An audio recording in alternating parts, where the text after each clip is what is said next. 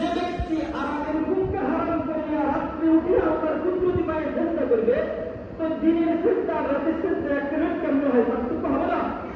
কি পরিমাণ পার্থক্য হবে সেটা আল্লাহ তাআলা ফেরেশতা বলেন।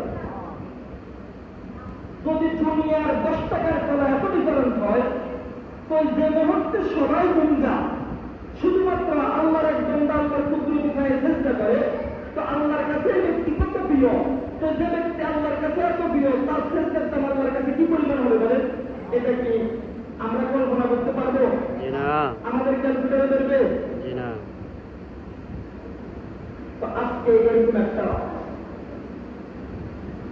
আচ্ছা যদি সবে প্রথম যদি পুরা বছরের মধ্যে যে 15 রাত্র হতো, পৃথিবীতে এমন কিছু মানুষ আছে কিনা যারা দুষ্কৃত মনে বোঝেন না? মনে করেন হাদিসে এভাবে আছে, সমবেলা সবের বদল 365 দিনের যে কোনো একদিন। কি বলছি বলেন?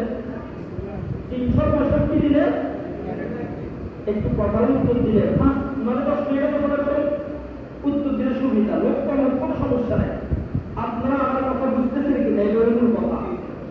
যদি হাদিসে এভাবে আসতো 365 দিনের যে কোনো একদিন সবে বদল, আচ্ছা পৃথিবীতে এমন কিছু মানুষ কি পাওয়া যেত কিনা যারা সবে কদর করতো? মনে পাওয়া যেত না? সবাইকে আমাদের মতো অবস্থা থাকতো?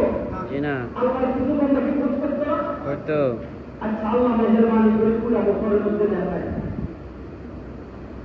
আচ্ছা যদি হাদিসে এভাবে আসতো 30 রাত্রের এক রাত্র, মানে রমজানের 30 রাত্রে, মানে আল্লাহ ইচ্ছা করলে থাকতো কিনা? আল্লাহ মেহেরবানি করে 1 বছর বাদ দিয়ে দিয়েছেন, 10-11 মাস বাদ। আচ্ছা যদি হাদিসে এভাবে আসতো যে 30 রাত্রে দেখো, তাহলে এমন কিছু মানুষ কি পাওয়া যেত কিনা যে 30 রাত্রে জাগ্রত হচ্ছে? এমন কিছু মানুষ কি পাওয়া যেত কিনা? আল্লাহ মেহেরবানি করে সেটাও করেন। আসছে 10 দিন। এখন 10 দিনের যদি এমন হতো হাদিসের মধ্যে যে 10 দিনের যে কোনো এক মাত্র, আল্লাহর কিছু বান্দা কি এমন পাওয়া যেত না যারা 10 দিন পুরে জাগ্রত দেখতো? যাইতো বেশি দূরে পাওয়া লাগতো না, পুরোটা আশেপাশে পাওয়া যেত, 2-4 জন পাওয়া যেত না। আল্লাহ মেহেরবানি করি 10 দিন হলো রমজানের 10 দিনের যে দোয়া, রমজানের 10 দিনের পুরা বছর খোঁজ করতে হয় না, পুরা 30 রমজানের খোঁজ করতে হয় না। আবার 10